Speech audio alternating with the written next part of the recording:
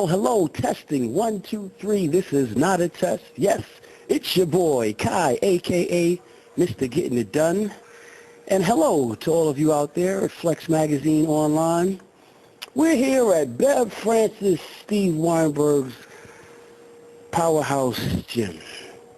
And I am training arms. Yes, okay. This off-season I did some things a little differently, and this was a special off-season for me because this was the first time that I really took the opportunity to really take some time off. Just back away from some things and just allow myself to heal my joints and everything. So today's probably my third official training day back in the gym, and boy am I excited.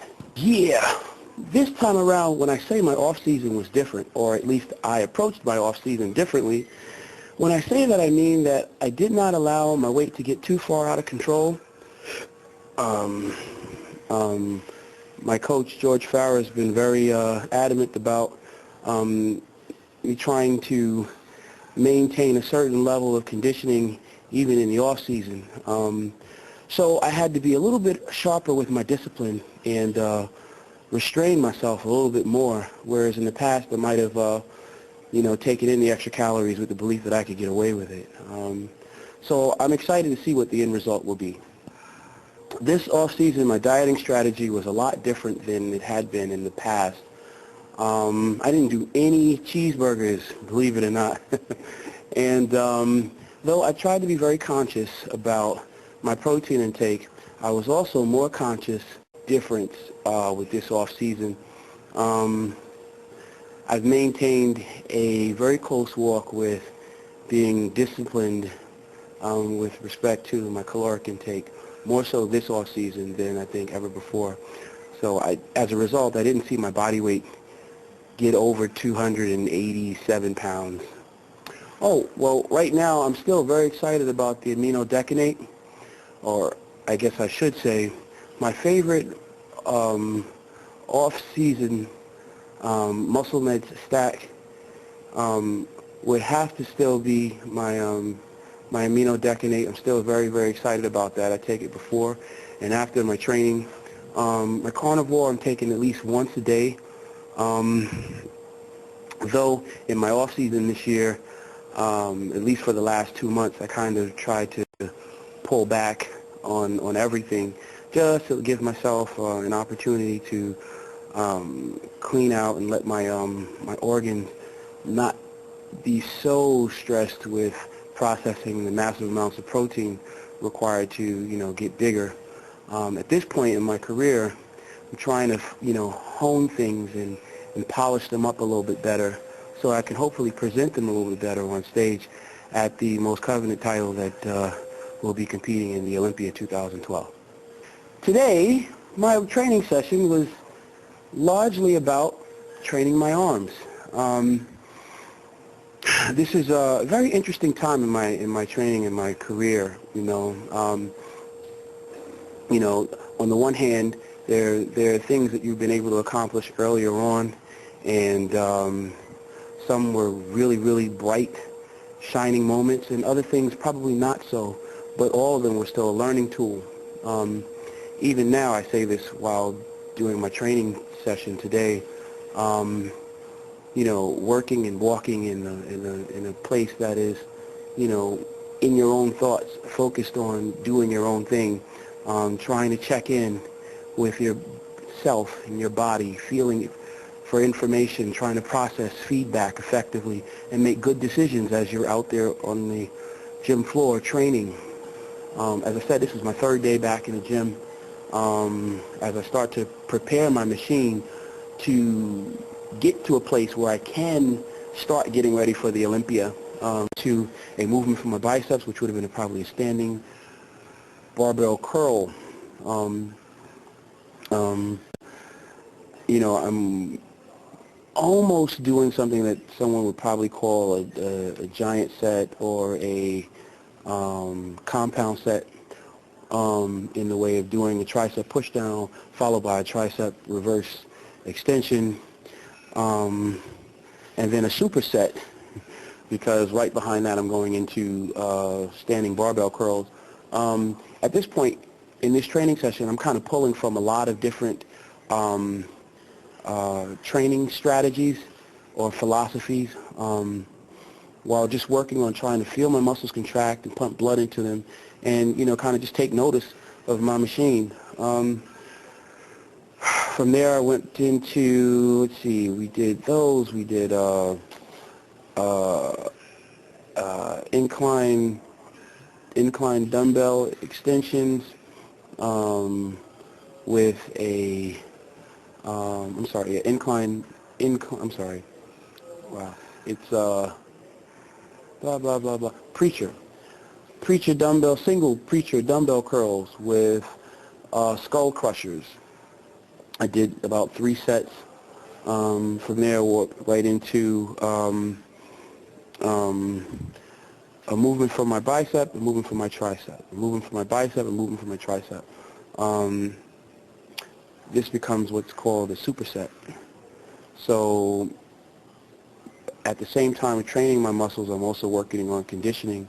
And because I'm not trying to move a tremendous amount of weight, I'm trying to be mindful of the numbers, the rep range, and in a sense creating more volume. So I did a lot more exercises than I probably would if I were going a little bit heavier and taking a little bit more rest time in between sets.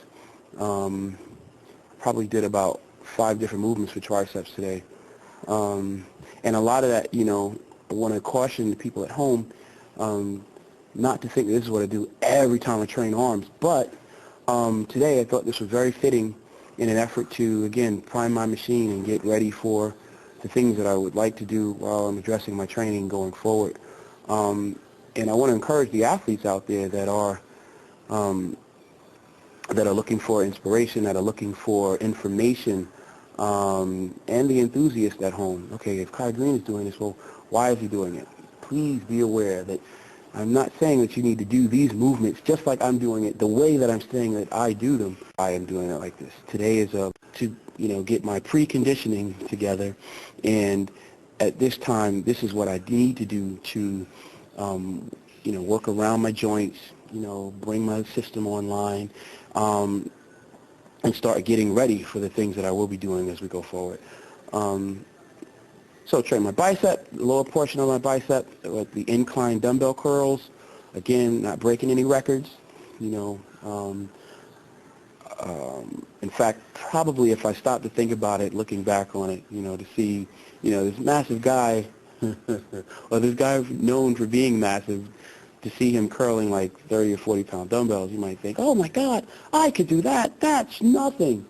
But in truth, what I want to encourage you to think about, if you should try this, is to imagine with each attempt to move the weight or the resistance, imagine being able to contract or to use your mind to command the muscles to contract as intensely as if you were standing in the mirror posing. And essentially that's really what I'm trying to do underneath my sweatshirt, and you can't see it because I have a sweatshirt on. But each and every time that the athlete that you're witnessing at this level is training, at some point he has to learn and master his ability to contract the muscles against the resistance. But the amount of resistance is not the primary focus. The primary focus is the connection with the muscle and the ability to contract it. So I'm looking for intense muscle contraction, and it just so happens that I'm able, by adding weight or subtracting weight. But again, the focus isn't the weight. The focus is my contraction. So I put this out there for the people that will grasp it, or the people that will, think that, that there's a little bit more information behind the scenes. But that's really what it is. So we went on from there into a number of other exercises, and again, I'm being led by, the feel of the muscle, the pump, the contraction, and the ability to try to get these things done in a minimal amount of time. So, like I said, I'm giant setting, I'm super setting, and at some point I'm compound setting, just trying to stay conscious of the muscle and let my muscles work. Make my muscles work, not let them work, but make them work. So yeah. Oh. Okay. Hopefully I didn't ramble on too long. Just wanted to take this minute to try to encourage and inspire those people out there that are willing to grasp what I'm trying to convey. Sometimes, we can take for granted when we see like someone that's really respected, or someone that's developed a name for themselves, or even a star, at what they do. We can take for granted that we know exactly what's going on just because we saw it on a video, or just because we saw it in a newspaper, or just because we saw it through media. But, a lot of times there is just so much more information that goes on behind the scenes that we really aren't privy to know. And sometimes, in order for us to really find out, it behooves us to kind of be willing to get in the trenches and ask of ourselves the same thing, So I encourage you that if there is something that you saw me do today that you didn't understand, or you think doesn't make sense, or you think is stupid, I encourage you to try it. Go and explore, ask questions, but don't just rely on someone else to give you the answers. Get in there, climb into the trenches, do it, troubleshoot.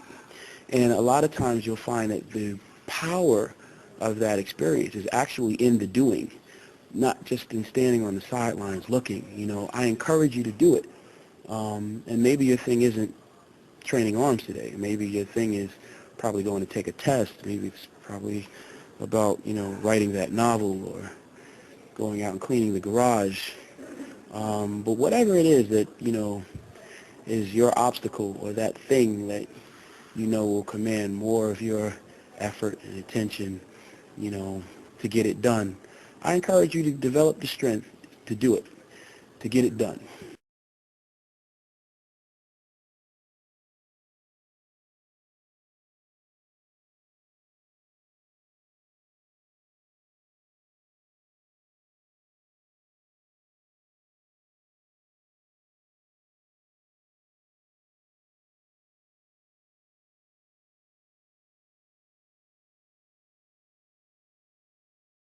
And that's going to be me, your boy, Kai, a.k.a. Mr. Getting It Done, out here in Syosset, New Jersey.